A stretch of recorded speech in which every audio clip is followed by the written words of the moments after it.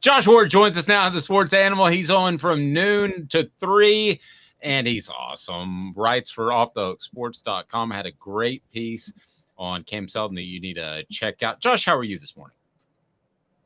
I'm doing great, guys. Great to be with you. Yeah, appreciate the time. So let me ask you this. We ran through 4 downs earlier, but I want to get to how rootable Hendon Hooker is. But first, I threw out footwork, product of offense, ACL, accuracy as fair criticisms or unfair criticisms. Any of those ring true to you if you're an NFL GM tonight or tomorrow night in the draft? What would be your number one criticism of Hendon Hooker if you're really breaking him down? Well, with the system, I would say it's more question than criticism. The system creates the question about what will a player do at the next level, transitioning into running a different offense with different responsibilities. And I think what the system that Tennessee runs does, it makes it more challenging to evaluate. Doesn't mean that he can't do it. And I think actually over the last few months, NFL teams have spoken to Hendon Hooker and been impressed with his understanding of the game and maybe believing that he had more responsibility at Tennessee than they assumed going into the process. But I still think that's the biggest question about Hendon. His age, I don't know. My thought with Hendon's age is that if you don't think he's as good of a prospect, then his age matters. Meaning if you think that it's going to take years for him to develop into a starting quarterback, well, that means he'll be in his late 20s by the time you project him to be in that spot. And if that's the case, drafting him in the first round wouldn't make a whole lot of sense because you draft that player to be ready to play very quickly. Maybe not this season, but by 2024 most likely. But if you evaluate Hendon as a better quarterback prospect than Will Levis, Anthony Richardson, these other guys in the first round, well, then take Hendon Hooker, because if he's 25 or 23, it doesn't make a big difference if you believe that he can play right away. So the age matters more with the evaluation of the player, not just the fact that he is the age that he is.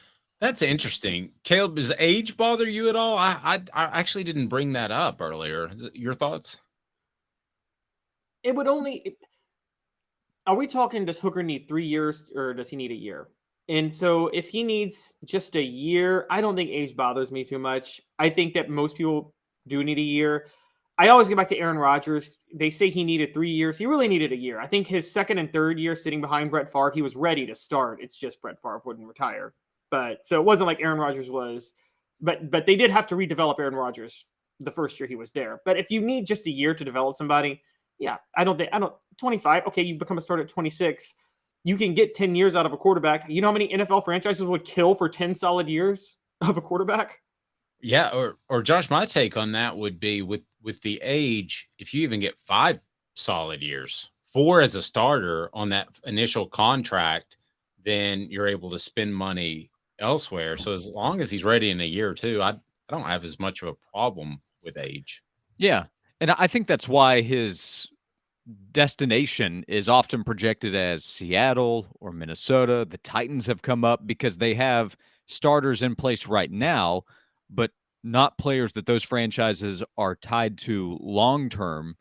They are contractually, but these teams can get out of these deals. And Geno Smith's contract was set up that way, where after the season, if they want to move on and go in a different direction, they'll be able to, as an example. So if you believe that Hendon Hooker is more needing time to come back from the ACL, and I know that they are expecting him to be ready, they meaning Hendon and his camp, that they are expecting him to be ready in time for the start of the season, he still will not have had a full offseason to prepare for the start of the year as a rookie quarterback. So if you want to give him more time, that can actually help him prepare mentally as well for that role that he will be taking on. But if you're taking Hendon Hooker as a first rounder, maybe a second rounder, you're likely drafting him to be your starter by 2024. And I think that he will have a chance to succeed in that spot if he's in the right franchise. I like Seattle. Seattle just continues to have the right kind of culture, make the right kind of moves. So that spot makes sense. In Minnesota, he's going to have talent around him if he ends up becoming the starter. Justin Jefferson is one of the best receivers already in the NFL. So there are good landing spots here for Hendon where he is not needed to play right away like Bryce Young will in Carolina, and assuming he's taken there. and then Hendon can develop into the starting role that he'll take on either sometime this upcoming fall or by 2024. Portions of the program brought to you by Craft Treats. Go to crafttreats.com. Use the promo code Off the Hook. Get 20% off those Craft Treats with the CBD infused treats. Your pet will feel better, whether it's digestive issues, maybe it could be anxiety, maybe it's arthritis. My little dog Thaddeus has trouble jumping up on the bed because it's getting older, but not with the chill pills. And they have other non-CBD as well. Don't forget to use that promo code Off the Hook. Again, Off the Hook for 20% off. The most rootable player since, or Hendon Hooker is the most rootable player, easy for me to say, since whom? Going to the NFL, since whom? Well, part of it is position reliant probably, because I still think Trey Smith is such an incredible story with what he overcame from a medical standpoint, how good he was, and how he represented Tennessee. Now he's a Super Bowl champ with the Kansas City Chiefs, and Trey obviously was just here a couple of years ago, but he's also an offensive lineman. Fans aren't just play in, play out watching what happens at right guard. Josh Dobbs would also be high on the list, and Hendon and Josh have a lot in common in terms of what they did at Tennessee. Hendon had more success with this 11-win season, for sure, but the way they represented and understood their role at quarterback and fans got behind them. But when Josh Dobbs was at Tennessee, he faced more criticism as the quarterback at Tennessee than Hendon did. It was after Josh left that I think the full appreciation for Josh grew, and then that was with him being a backup in the NFL until he had some starting opportunity this past fall. So I have a difficult time saying that Hendon is above Trey Smith in the conversation just because of everything that I think Trey represents. But at the quarterback spot where you're getting more attention and fans are behind you, then you're going to have to go back a long time, I think, to take somebody over Hendon in a similar spot, a skill position spot. So who's more beloved? And please feel free to weigh in on Twitter or on the message board. Who's more beloved? Is it Josh Dobbs or is it Hendon Hooker? With Dobbs, he had to sit through a goofball coach. With Hendon Hooker, you had a guy who may be the most responsible for turning around a program. Josh, from the fans you talk to, who's more beloved at this point in their career, and Dobbs's point going back a few years?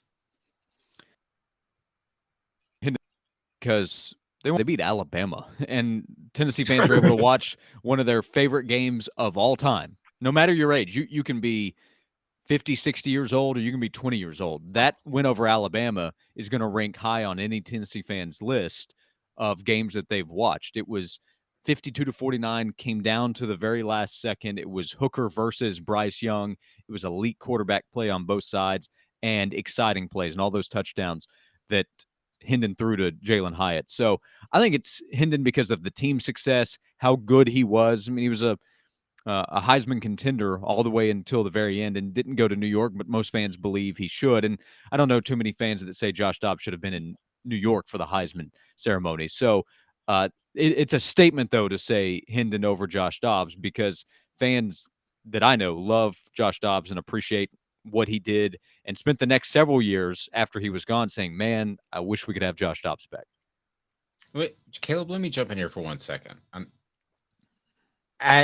When Josh Dobbs was about to get drafted, what did you think of his future, Josh, as compared to Hendon Hooker? When I just watch him play eye test, I think it's night and day in terms of an NFL prospect. Do you agree, disagree with that? Yeah, I never thought that Josh Dobbs going into the NFL after the 2016 season was ready to take over in a starting position or would be in the next year or two. He has developed as a quarterback in the NFL, and I thought did a nice job considering the circumstance. He had just arrived, and that offensive line was a mess, and that team wasn't very good offensively, and they needed somebody to replace Malik Willis because he wasn't ready at quarterback, and Dobbs did a really nice job in that position. But now we're 6 years removed from him entering the league. The conversation with Hendon is that he can be a starter in the next 12 months. So, yeah, I look at a higher ceiling for what Hendon can do. He did more in college. Like, there's no debate on that one either. So, yeah, I think more highly of Hendon as an NFL prospect, but I give a ton of credit to Josh Dobbs for what he's been able to accomplish as well. Great. Josh, Hendon Hooker, I know every Tennessee fan is so grateful he came back for that super senior year.